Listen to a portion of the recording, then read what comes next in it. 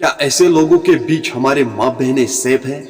अस्सलाम वालेकुम दोस्तों, आई होप सब ठीक होंगे, अच्छे से होंगे। दोस्तों इस वीडियो में हम बात करने वाले हैं एक दिल दहलाने वाले वाक़ा के बारे में जो एक लड़की के साथ पेश आया है बिमना कॉलेज में, जहाँ पे उसके साथ गलत किया गया है। दोस्तों क्या हो गया है हमारे कश्मीर को, जिस कश्मीर को जन्नत कश्मीर कहा जाता है, उसी कश्मीर को ऐसे लोगों ने बदनाम किया है। चलो दोस्तों पहले हम इस वीडियो को देखते हैं, आपको इस वीडियो में सब कुछ समझ में आ जाएगा। उससे पहले आप सभी से मेरी यही गुजारिश है, मेहरबानी करके अपनी भाई की चैनल को जरूर सब्सक्राइब करना और बेल आइकन को भी साथ दबाना, ताकि जब भी मेरा नया वीडियो अपलोड हो जाएगा सबसे पहले वो आपके पास आ जाएगा। चलो दोस्तों पहले हम इस वीडियो को देखते हैं, उसके बाद हम बात करते हैं।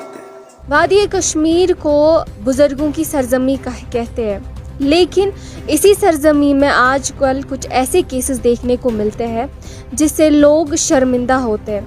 अगर हम कल की ही बात करें तो कल एक ऐसा केस जो है हमारे सामने आया, जहां पर जम्मू कश्मीर पुलिस ने एक ट्वीट किया।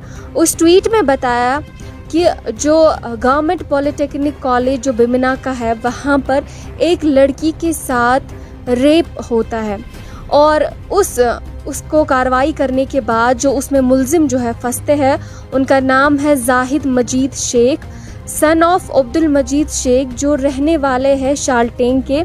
और इसी के बाद जो है इन पे एफआईआर का केस जो है दर्ज किया जाता है।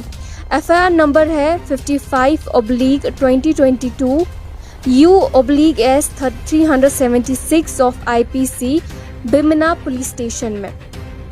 और जो मजलूम है उनका पुलिस का ये कहना है कि उनका ट्रीटमेंट जो अभी चल रहा है और अभी वो स्टेबल है।